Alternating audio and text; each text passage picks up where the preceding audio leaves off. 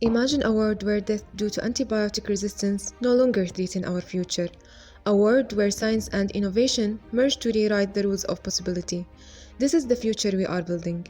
Our team, KFUPM Saudi Arabia, driven by the belief that through ThermoGuard, a novel therapeutic for skin and soft tissue infections, we can change this challenge of the world. Bacteria capable of infiltrating the skin and surrounding tissues can cause a broad spectrum of infectious conditions that affect the skin, subcutaneous tissue, and underlying soft tissue. These diseases are referred to as skin and soft tissue infections. SSTIs can be predisposed by several factors, including trauma, surgery, underlying skin diseases, diabetes, cancer, or immunological suppression. SSTIs can range from moderate and self-limiting to severe and progressive, resulting in surrounding tissue necrosis.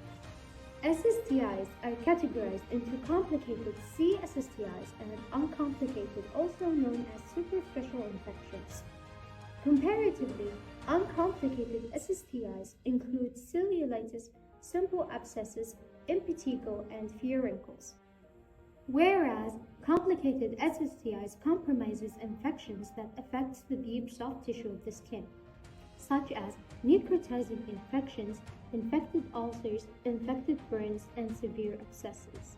Alternatively, SSTIs can be grouped by the anatomic tissue layers involved. For example, cellulitis affects the dermis and subcutaneous tissue. Meanwhile, necrotizing infections commonly affect the deep fascia, but can also invade the dermis down through the muscle.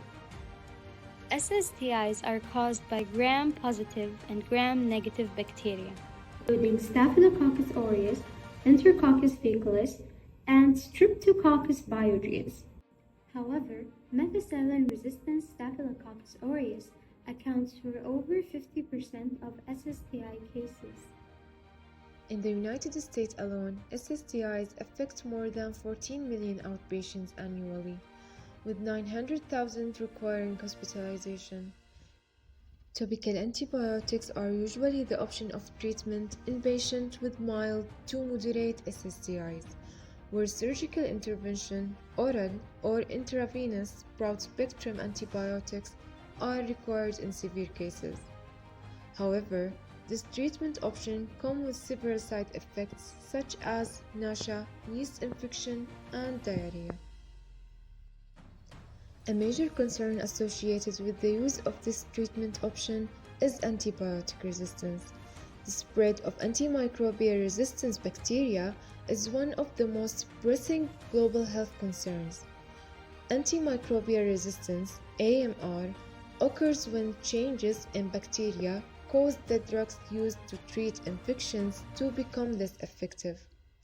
Antimicrobial resistance frequently emerges from the unrestricted use and misuse of antibiotics.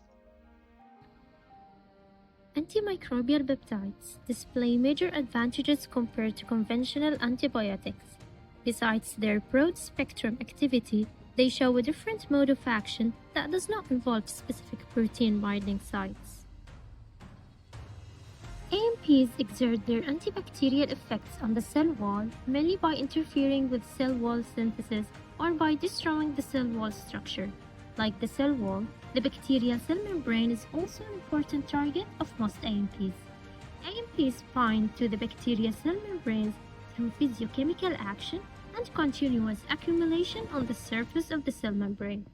Upon reaching a certain concentration threshold, AMPs increase the permeability of the cell membrane, leading to membrane lysis and release of the cytoplasmic contents, thereby exerting antibacterial activity.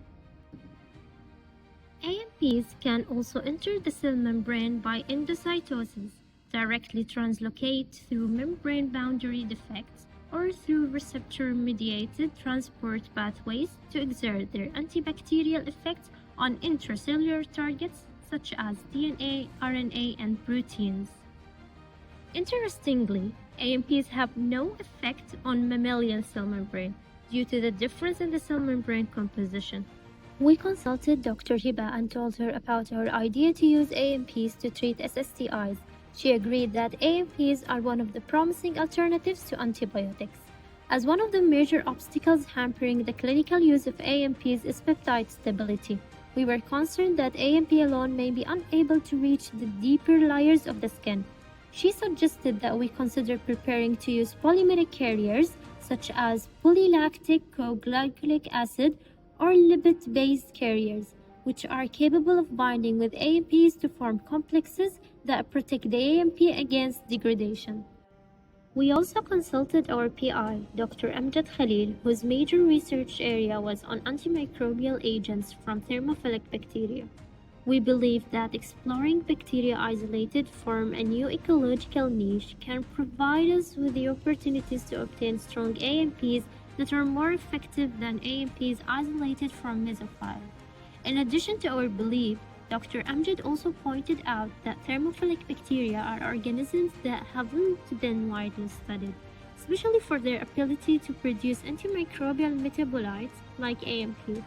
He also agreed that since thermophiles are sources of thermostable enzymes, these thermophiles could also be a source of stable AMPs. To achieve these goals, we plan to genetically modify Escherichia coli to produce a novel thermostable antimicrobial peptide, which is effective against the common pathogen responsible for most SSTIs, that is Staphylococcus aureus, and decrease potential side effects, increase its stability and delivery by encapsulating them into lipid nanoparticles. We will now explain the methodology and result of our work, starting with how we chose the antimicrobial peptides. We began by screening 39 thermophilic bacterial strains previously isolated from a hot spring in Saudi Arabia, southeast of the city of Gazan, for their ability to produce antimicrobial agents. Glycerol stock of these thermophiles were provided by our PI, Dr. Amjad Khalil. The ability of these thermophiles to inhibit the growth of Staphylococcus aureus was confirmed using agar-Diffat spot assay. The antimicrobial activity was confirmed by the zone of inhibition formed after incubation. Most of the thermophiles screened possess antimicrobial activity, but to confirm if the antimicrobial agent produced were actually peptides, we treated the thermophile with proteinase K. The antimicrobial activity disappeared after proteinase K treatment, indicating the proteinaceous nature of the secreted antimicrobial agent. From the results we obtained, we chose strain 13, identified as Brevibacillus bustalensis AK1, for further analysis, as it produced the largest inhibition zone against Staphylococcus aureus. Since our aim was to apply synthetic biology to produce these novel stable peptides, we needed to find the genes responsible for producing AMPs. We accomplished this using bioinformatic tools such as NCBI, Anti-SMASH, and Interpro. The genome sequence of Brevibacillus bustalensis AK1 with the following accession number was derived from NCBI database. The mining of AMP genes in the genome sequence of our thermophile was performed using the alignment-based technique. In this method, we aligned the genes from our thermophile with all the antimicrobial peptide genes already available on the antimicrobial peptide database provided by the University of Nebraska Medical Center. Genome analysis using NCBI BLAST revealed that the genomic DNA of our thermophilic bacteria contained some potential match with some sequence on the antimicrobial peptide database. 6 of our top hits were selected for further analysis. Considering the fact that most bacterial AMP genes come in the form of clusters, that is, they need to be produced with other proteins needed for transportation, modification, synthesis, and secretion, we were worried that cloning this sequence we found may not yield any positive result. We met Dr. Tran Van Dien, an assistant professor at the Department of Information and Computer Science, KFUPM, for advice. Dr. Van explained that AMP genes are not always expressed as operon. He suggested we express the gene we found to confirm this. We further analyzed the peptide sequence we found using Interpro and Signal IP server, which classifies proteins into families, predicts domain and important sites. We found that our genes contain signal peptides on the N-terminal domain, which are responsible for transporting proteins across the bacterial membrane. These results were confirmed using UniProt.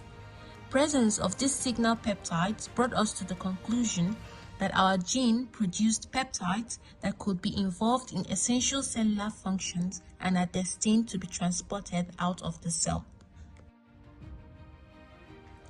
We also met Muhammad Naeem, a research associate at Well Medical College of Cornell University, New York, USA. With his help, we were able to find a regulatory gene, ASFR, using anti-SMASH. ASFR controls the biosynthesis of secondary metabolites, including antibiotics. Mr. Naeem suggested we could express our predicted genes with ASFR, as it may influence the production of antimicrobial peptides in Escherichia coli. When it comes to engineering, we designed a basic genetic circuit to optimize the expression of our antimicrobial peptide.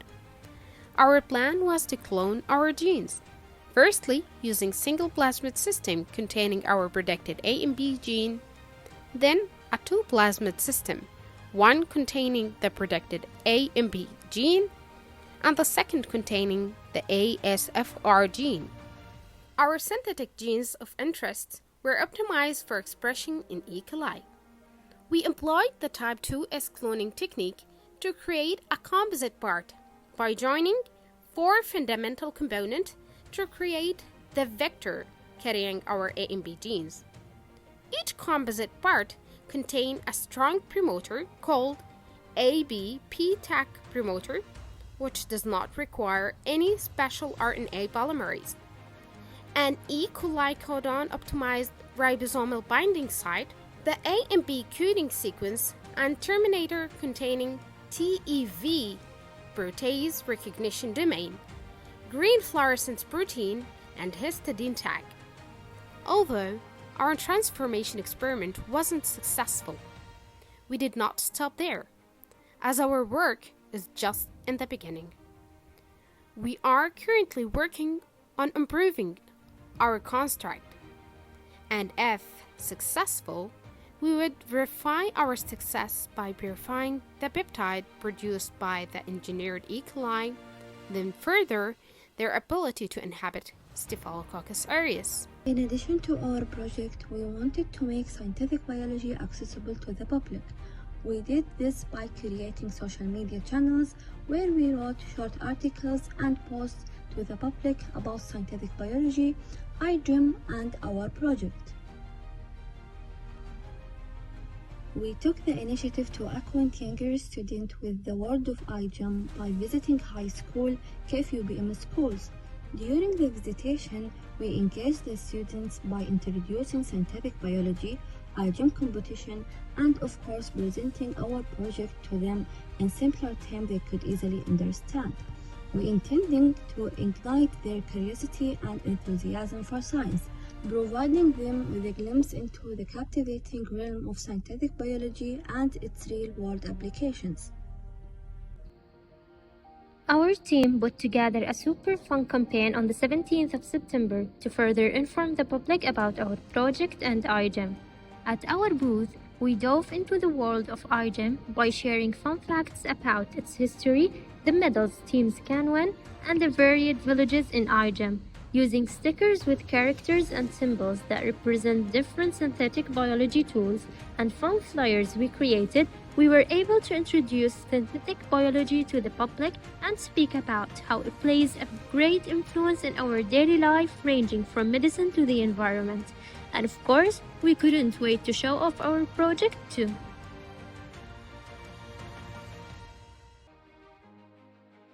To make learning about synthetic biology both fun and engaging, we created a card game centered around synthetic biology concepts and our project.